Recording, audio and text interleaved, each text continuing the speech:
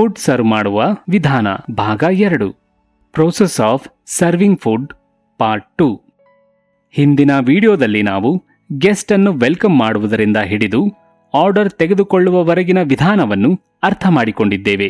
ಬನ್ನಿ ಈಗ ನಾವು ಈ ವಿಡಿಯೋದಲ್ಲಿ ಗೆಸ್ಟ್ಗಳಿಗೆ ಫುಡ್ ಸರ್ವ್ ಮಾಡುವುದು ಮತ್ತು ಬಿಲ್ಲಿಂಗ್ ಪ್ರಕ್ರಿಯೆಯ ಬಗ್ಗೆ ವಿವರವಾಗಿ ತಿಳಿದುಕೊಳ್ಳೋಣ. ಮೊದಲು ಫುಡ್ ಸರ್ವ್ ಮಾಡುವ ವಿಧಾನವನ್ನು ನೋಡೋಣ. ಎಲ್ಲದಕ್ಕಿಂತ ಮೊದಲು ಸ್ಟಾರ್ಟರ್ಗಳನ್ನು ಸರ್ವ್ ಮಾಡಲಾಗುತ್ತದೆ. ಸರ್ವಿಸ್ ಆರ್ಡರ್ ಪ್ರಕಾರ ಎಲ್ಲದಕ್ಕಿಂತ ಮೊದಲು ಅಕಂಪನಿಮೆಂಟ್ಗಳಾದ ಚಟ್ನಿ ಇತ್ಯಾದಿಗಳನ್ನು ಟೇಬಲ್ನ ಮಧ್ಯದಲ್ಲಿ ಇಡಲಾಗುತ್ತದೆ. ನಂತರ ಸ್ಟಾರ್ಟರ್ ಅನ್ನು ಸ್ಟಾರ್ಟರ್ ಪ್ಲೇಟ್ನ ಕೆಳಭಾಗದಲ್ಲಿ ನ್ಯಾಪ್ಕಿನ್ ಇಟ್ಟು ಸರ್ವಿಸ್ ಗೇರ್ನ ಜೊತೆಗೆ ಸ್ಟಾರ್ಟರ್ನ ಹೆಸರನ್ನು ಹೇಳುತ್ತಾ ಗೆಸ್ಟ್ನ ಮುಂದೆ ತಂದು ಸರ್ವ್ ಮಾಡಲಾಗುತ್ತದೆ. ಮೊದಲು ಸೈಡ್ ಪ್ಲೇಟ್ ಎತ್ತಿ ಕವರ್ನ ಮಧ್ಯದಲ್ಲಿ ಇರಿಸಿ. ನಂತರ ಸರ್ವಿಸ್ ಗೇರ್ನೊಂದಿಗೆ ಸ್ಟಾರ್ಟರ್ ಅನ್ನು ಸರ್ವ್ ಮಾಡಿ.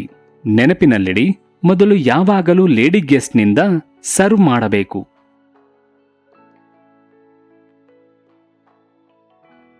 ಅಂತಿಮವಾಗಿ ಉಳಿದ ಸ್ಟಾರ್ಟರ್ ಅನ್ನು ಟೇಬಲ್ನ ಮಧ್ಯದಲ್ಲಿ ಇರಿಸಿ. ಎಲ್ಲಾ ಗೆಸ್ಟ್ಗಳ ಸ್ಟಾರ್ಟರ್ ಮುಗಿದ ನಂತರ ಪ್ಲೇಟ್ ಕ್ಲಿಯರ್ ಮಾಡಲಾಗುತ್ತದೆ. ಇದನ್ನು ಕ್ಲಿಯರೆನ್ಸ್ ಎಂದು ಕರೆಯಲಾಗುತ್ತದೆ. ಲೇಡಿ ಗೆಸ್ಟ್ನಿಂದ ಪ್ರಾರಂಭಿಸಿ may I clear your plate ಎಂದು ಹೇಳಿ ಗೆಸ್ಟ್ ಒಪ್ಪಿಗೆ ಕೊಟ್ಟ ನಂತರ ಪ್ಲೇಟನ್ನು ನಿಮ್ಮ ಎಡಗೈಯಲ್ಲಿ ತೆಗೆದುಕೊಂಡು ಮುಂದೆ ಹೋಗಿ.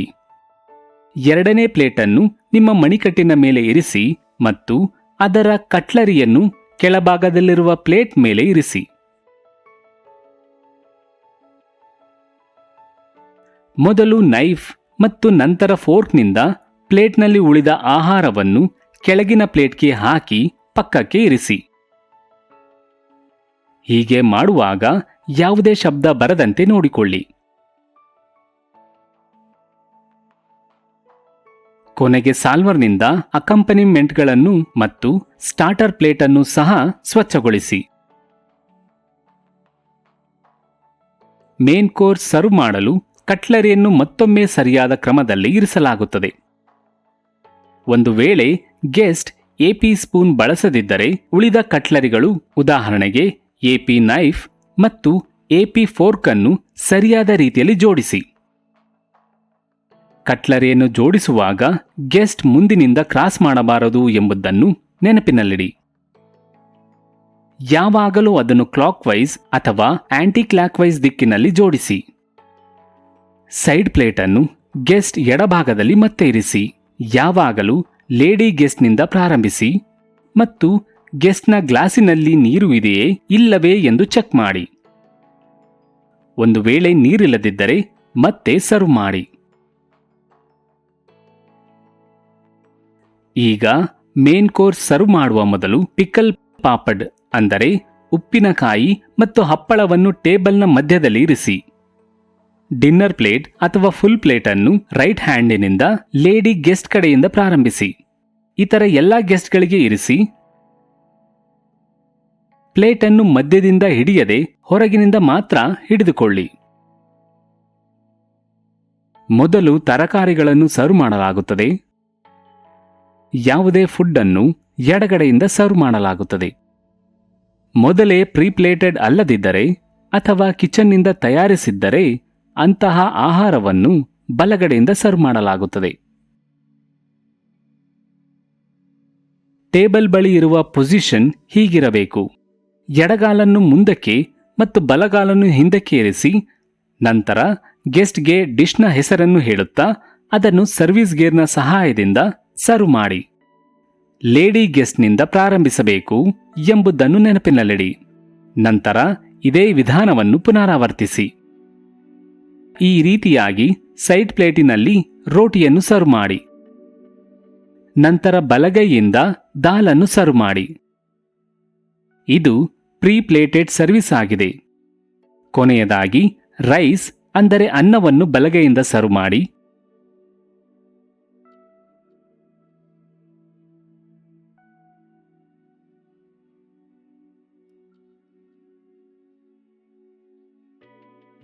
ಎಲ್ಲ ಗೆಸ್ಟ್ಗಳು ಊಟ ಮುಗಿಸಿದ ನಂತರ ಅದನ್ನು ಕ್ಲಿಯರೆನ್ಸ್ ಮಾಡುವ ಸಮಯ.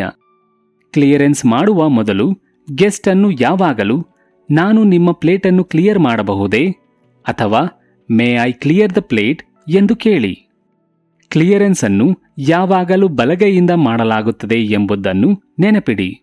ಪ್ಲೇಟನ್ನು ಎತ್ತಿಕೊಂಡು ನಿಮ್ಮ ಅಂಗೈಯಲ್ಲಿ ಇರಿಸಿ. ನಂತರ ಮುಂದುವರೆದು ಎರಡನೇ ಪ್ಲೇಟನ್ನು ನಿಮ್ಮ ಮಣಿಕಟ್ಟಿನ ಮೇಲೆ ಇರಿಸಿ. ನಂತರ ಉಳಿದ ಆಹಾರವನ್ನು ಕಟ್ಲರಿ ಬಳಸಿ ಕೆಳಗಿನ ಪ್ಲೇಟ್ಗೆ ಹಾಕಿ ನಂತರ ಕಟ್ಲರಿಯನ್ನು ಕೆಳಗಿನ ಪ್ಲೇಟ್ನಲ್ಲಿ ಇರಿಸಿ. ಎಲ್ಲ ಪ್ಲೇಟ್ಗಳನ್ನು ಕ್ಲಿಯರ್ ಮಾಡಲು ಈ ವಿಧಾನವನ್ನು ಪುನರಾವರ್ತಿಸಿ. ಕೊನೆಗೆ ಪಾಪಡ್, ದಾಲ್ ಬೌಲ್ ಮತ್ತು ಉಪ್ಪಿನಕಾಯಿಯನ್ನು ಕ್ಲಿಯರ್ ಮಾಡಿ ಮತ್ತು ನೀರನ್ನು ಸರ್ವ್ ಮಾಡಿ.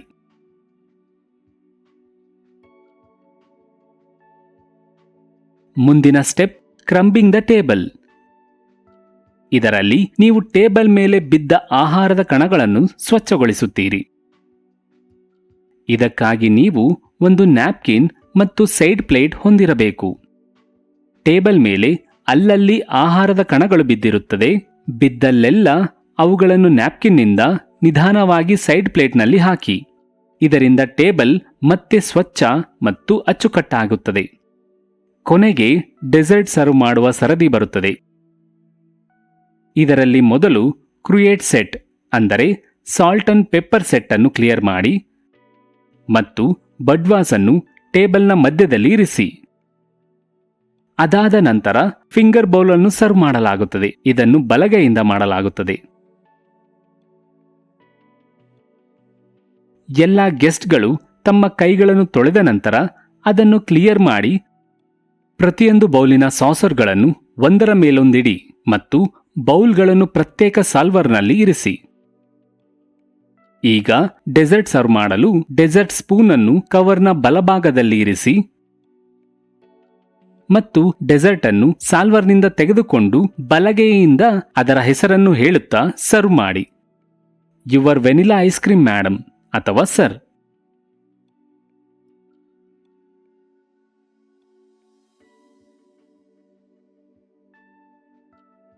ಬಲಗೈಯಿಂದ ಡೆಸರ್ಟ್ ಕ್ಲಿಯರ್ ಮಾಡಿ.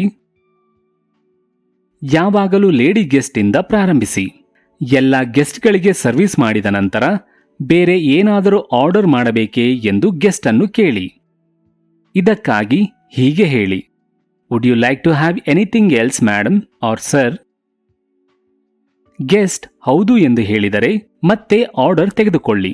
ಇಲ್ಲದಿದ್ದರೆ ಅವರಿಗೆ ಬಿಲ್ ತೆಗೆದುಕೊಳ್ಳಲು ಹೇಳಿ. ಇದಕ್ಕಾಗಿ ನೀವು ಹೀಗೆ ಹೇಳಬಹುದು, may I get your check or bill? Bill ಅನ್ನು ಫೋಲ್ಡರ್ನಲ್ಲಿ ಟಿಪ್ ಟಾಪ್ ಪೆನ್ನಿನೊಂದಿಗೆ ತಂದು ಮೇಲ್ ಗೆಸ್ಟ್ನ ಮುಂದೆ ಇಡಿ. ಅದಾದ ನಂತರ ಬಿಲ್ ಫೋಲ್ಡರ್ ಅನ್ನು ಗೆಸ್ಟ್ನ ಅನುಮತಿಯೊಂದಿಗೆ ತೆಗೆದುಕೊಂಡು ಅದನ್ನು ಸೆಟಲ್ ಮಾಡಿ. ಏನಾದರೂ ಹಣ ಉಳಿದಿದ್ದರೆ ಅದನ್ನು ಫೋಲ್ಡರ್ನಲ್ಲಿ ಬಿಲ್ನ ಜೊತೆಗೆ ಗೆಸ್ಟ್ಗೆ ಹಿಂತಿರುಗಿಸಿ. ಸರ್ವಿಸ್ ಉತ್ತಮವಾಗಿದ್ದರೆ ಅದಕ್ಕಾಗಿ ನಿಮಗೆ ಟಿಪ್ಸ್ ಕೂಡ ಸಿಗಬಹುದು. ಮತ್ತು ಅಂತಿಮವಾಗಿ ಗೆಸ್ಟ್ ಬಳಿಗೆ ಹೋಗಿ ಅವರಿಗೆ ಸರಿಯಾಗಿ ವಿದಾಯ ಹೇಳಿ ಮತ್ತು ಇದನ್ನು ಅಗತ್ಯವಾಗಿ ಹೇಳಿ, I hope everything was good and see you soon back. ಸರ್ವಿಸ್ನ ಪ್ರಕ್ರಿಯೆಯನ್ನು ಸಂಕ್ಷಿಪ್ತವಾಗಿ ತಿಳಿದುಕೊಳ್ಳಿ.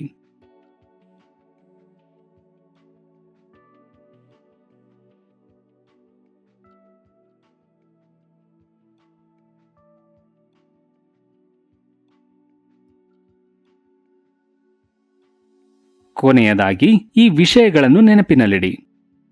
ಈ ಸರ್ವಿಸ್ ಮಾಡುವಾಗ ನಿಮ್ಮ ಮುಖದಲ್ಲಿ ಯಾವಾಗಲೂ ಸ್ಮೈಲ್ ಇರಬೇಕು.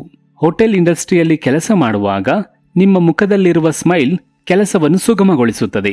ಇಷ್ಟೆಲ್ಲ ಮುನ್ನೆಚ್ಚರಿಕೆಗಳೊಂದಿಗೆ ಟೇಬಲ್ ಸರ್ವಿಸ್ ಮಾಡಿದರೆ ಅತಿಥಿ ಊಟದ ಅನುಭವ ಉತ್ತಮವಾಗಿರುತ್ತದೆ ಮತ್ತು ನಿಮಗೂ ಉತ್ತಮ ಸರ್ವಿಸ್ ನೀಡಿದ ಆನಂದ ಪಡೆಯುವಿರಿ.